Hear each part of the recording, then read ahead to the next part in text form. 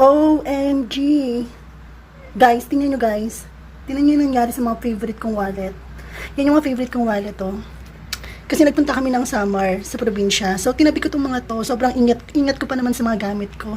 Talagang tinabi ko sila. Pero hindi ko alam na nabasa pala. Na, my God.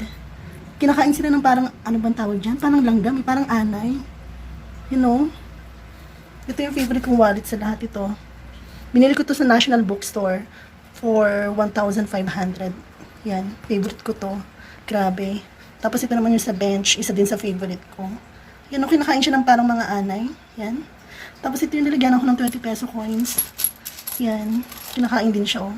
My God. Tapos yung mga cards ko. Buti na lang talaga yung mga cards ko hindi nasira. Yan. Kung hindi pa talaga ako naglinis ng bahay, hindi ko malalaman. Hindi ko ito makikita. My God. Tapos ito, ano to, picture. Ano itong picture na to? Tingnan mo, oh. Yan. Si Richard. Ay, Patrick. Si Patrick Tolentino. Sa madapdap to. Binigyan niya ako ng picture. Hindi ko alam. 2015 pa to eh.